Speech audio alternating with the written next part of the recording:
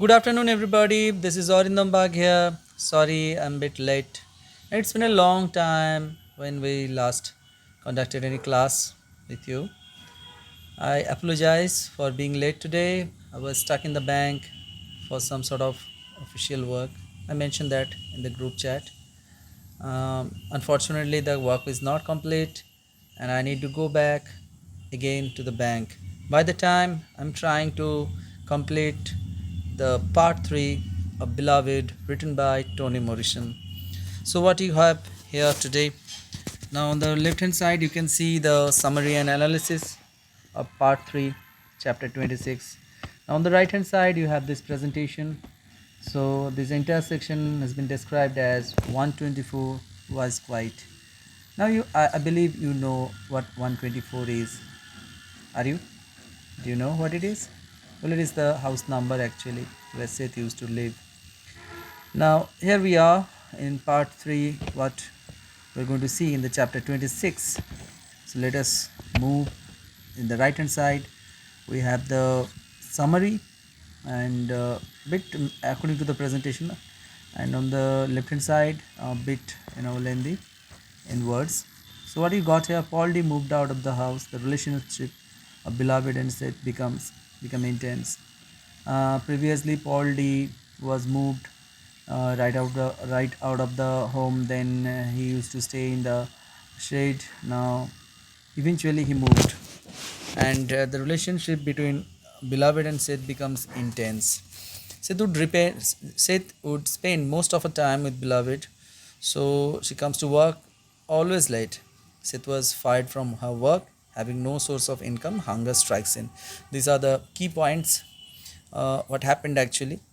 So on the left hand side, you can see the summary as it is. The War of Wills continues at 124 Bluestone Road. Beloved, whose belly expands while Seth stops. So it's been unusual. Beloved is a maiden, but her belly was expanding and becomes Seth's sole focus after she spots the scar on the Kuchi Kuchi Ku place under her chin. So this is a term which has been directly used inside the novel. The scar left by the hand shot. So obsessed with beloved, Seth was somehow obsessed with beloved and loses her job because Shiva can no longer depend on her. I told you she was so obsessed with beloved that she didn't reach her place um, in time. She was late. So, and as demented as Baby Sharks was at the end of her life, Seth spends her remaining $38 on extravagances, including ribbon and dress goods. And so she spends all the money. For whom? For beloved. And without caring for the future. Bright clothes with bruised stripes and sashy prints, the family members eye each other warily. They were concerned what's going on inside the family. Denver was afraid about the life of beloved's life. Beloved demands constant attention and coddling. Yeah, sometimes it's happen when somebody is accustomed to receive huge amount of love and attention from the family members. They eventually turn themselves into very demanding character, always wanting for attention, things like that. Same thing happens with beloved also, and beloved demands constant attention and coddling, and Seth searches for absolution for killing her baby girl. So it is her guilty mind actually which was you know she knows, she realizes that whatever beloved is doing, it's not right, but still um, she was doing it because somewhere deep inside her mind she felt guilty that she killed her child earlier. So Seth unloads the heart of the past, and beloved accuses her of abandonment. Said it was almost certain, though it is mysterious. We may consider her as ghost, but it appears that beloved was acting like that very child who was killed by Seth. in her earlier life. Seth counters with her hopes that the family can reunite on the other side forever. So on the right hand side, you can see they became dependent on to whatsoever left until everything was gone. She don't have any job anymore, and she is spending all the money on the extravagances. It was not required, but still, to show her love, to show her affection towards beloved, Seth was spending this money, and everything was gone. And beloved was the priority. She becomes abusive. She gets the best of everything fast. Beloved gets bigger and bigger, resembling a pregnant woman. That has been mentioned in the left hand side of the presentation. Accusation and counter accusations continue. Denver fears that beloved may stab Seth in retaliation for leaving her. Denver was afraid that beloved might retaliate because she knew, she already knew that beloved killed her. So it is the ghost of beloved who was actually behaving like a human being here. Seth and Denver grow faint with hunger and weary from emotional conflict. So situation was so tense that they do not have any food. They were suffering from hunger and they were very weak. Denver, encouraged by her grandmother's example and wisdom, goes to her former teacher, Lady Jones, for help. But Denver was not that kind of character who will be easily bogged down. So she visited Lady Jones and asked for her help. Rejecting charity, Denver insists on working. Now, this is a very special characteristics of human. Um, we prefer works. We want to do something of our own instead of charity, because charity will not last forever. But if you are earning through your works, then definitely it will be much more honorable and dignified rather than begging for money from somewhere. So Denver insists on working. Through Lady Jones, Denver taps into the generosity of the neighborhood women who supply food regularly to the starving trio. These three peoples, Denver, Beloved, and Seth, they were staying inside. And as you know already, Seth lost her job. She don't have any money. Also, the remaining money has been spent on extravagances. Now, Denver is the sole breadwinner of this family, and with the help of Lady Jones, she somehow managed to convince the neighborhood women. They supply food regularly to the starving trio. So here it is on the right hand side. Also, you can see that it has been mentioned. Denver steps out of the house to ask for help. She went to Lady Jones. There's been mentioned. She asked for food. She didn't mention anything about beloved. Instead, she told them her mother was sick, so herself needs a job. She didn't mention anything that there is something wrong with her mother. Rather, she simply described that her mother is ill. So Denver home life deteriorates. Father as beloved continues to fatten and falls into despair, screaming rain, rain, clawing her throat. Seth recedes father from sanity as beloved avenges her murder. Meanwhile, Denver serves her mother and sister as cook, laundress, and nurse. At Nelson Lord's suggestion, Denver seeks work in Borden household. So it was Denver who was taking after the family, and so she was doing all the things whatever they need. Denver confesses to Janie Wagon, the Bodwin's servant, the truth about the happenings at 124, her mother's madness. So finally, Denver confesses to someone, Jenny Wagon, that something is wrong with her family, especially her mother. So she describes that something is making her mother mad. The visiting cousin, perhaps, and her own need for a job. Jenny deduces that the cousin is a ghost and spreads this news to the community. So soon it has been informed, the neighborhood was informed that um, beloved, that particular character must have some sort of ill effect, or it's affecting the health and the family of Seth. She might be a ghost, and so at 3 p.m. on the Friday, when Denver is to assume the role of the night nurse to the aging Bodwins. 30 women approach 124 as Denver awaits Edward Bodwin's arrival. So the woman was praying, beginning singing at the edge of the yard as the unsuspecting Bodwin drives up in his cart. So the chipping ice. So Seth is chipping ice with a pick. Ice pick is a sharp tool through which block of ice is are break into pieces. So she was trying to cool beloved's head because um, she was not feeling well. When Bodwin arrives, hearing the woman singing at the edge of the yard, Seth and Beloved move to the porch to see what is happening. The sight of Bodwin triggers a flashback in Seth's mind to the day school teacher and the other slave catchers came to reclaim her family. Racing toward the cart, Seth fails to recognize the generous Mr. Bodwin, seeing only a man, a white man with a whip in his hand.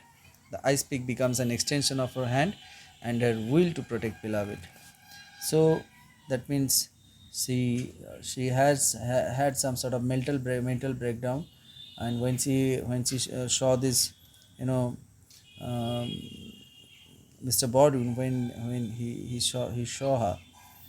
Bodwin was a good man, but the situation was like that beloved faced mental meltdown, and she immediately went back to her flashback where she considered Mr. Bodwin as the school teacher and other people as the slip catchers. So she was unable to identify Mr. Bodwin and tried to attack him with her ice pick. So this happened. On the right hand side, you can see the neighborhood started to deliver sacks of food in front of 124. So Denver went next to the Bodwin where she talks to Jenny. Yeah, that is also been mentioned in this. This is chapter 26 is going on, and asked to work. Jenny spread the news about the return of beloved to make Seth pay. Now Ella and rest of the women came over to 124 and prayed. Seth and beloved were standing in front of the house. Mr. Bodwin come to fetch Denver to work. When Seth saw him and thought he was school teacher, Seth tried to kill him with an ice pack. So this is chapter 26 we have completed. So we are moving to the next section, which is chapter 27. So here it is, chapter 27. Here we can see the summary is like this. Beloved just disappeared. The return of the aged hair boy signals the end of Beloved's tenure at 24. 124. Some eyewitnesses declares that she exploded right before their eyes. Paul D returns first to the shed and then to the house, which Bodwin, at his sister's command, intends to sell. Stampede's retelling of the story of Seth's attack and Ella's quick-witted halting of his second murder pales besides local curiosity about the mysterious big-bellied naked black woman who disappeared from the porch. So it's been clear that Beloved just disappeared. So now while walking to work, Paul D passes Denver as he leaves the Bodwin's house and heads towards the shirt factory to apply for a job. More confident, sophisticated and mature than Paul D. Remembers Denver is unable to answer questions about Beloved's identity and sidesteps Paul D's surmise. So Denver was still not sure, or he don't want to describe who Beloved was.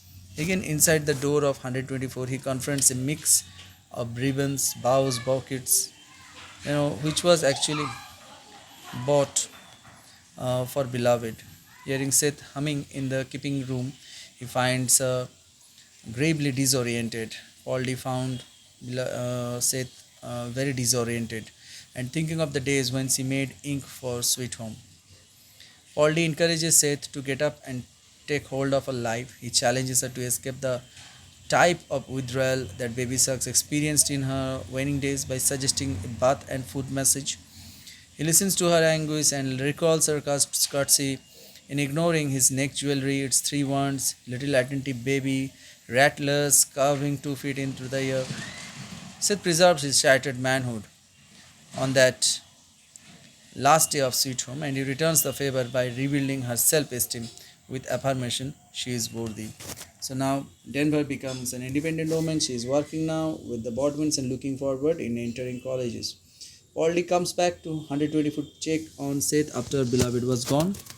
That has been mentioned earlier. We can see that in the presentation, Beloved is soon forgotten by the people just like a bad dream. Yep. People forget her. That big bellied black woman, and they do not forget, they do not remember her. It was, she was like a beloved, was just like a bad dream for them. So we are going to move to the last chapter of Beloved, and that is in the last chapter, this is the concluding chapter we are having here. That is, Beloved disintegrates into nothingness, thereby opening the way to wholeness for Seth. Gossips forget her over time. Seth and Denver gradually heal from their harrowing battle with the tireless, vindictive ghost. The sound of his skirts rustling sometimes reminds the family of Beloved's tenure at 124. Footprints come and go at the creekside. Eventually, Beloved, like the wind or spring thaw, is disremembered and unaccounted for. So that means the character Beloved is gone, and her physical existence is gone now. Even the memory of her is now fading away. Slowly, things are coming back to normalcy, and Paul D, who left Sith earlier, now he comes back, and he actually encourage Sith to uplift her energy and her self determination. Somehow, Seth managed to get back to her original self, and Denver is now independent, and people do not remember Beloved, and they consider Beloved to be like a bad dream which should be forgotten. So that's your Beloved by Toni Morrison. I tried to give a summary of this particular novel, but you need to if it is possible, read the text if it is possible. Otherwise, read the clip notes I gave you, so that you may get a good understanding of this. So thank you all for watching this. Hope you like this one. This might take some more time to upload. I hope it will be uploaded by the time I mentioned. Thank you again, and please like, share and subscribe my channel. Bye.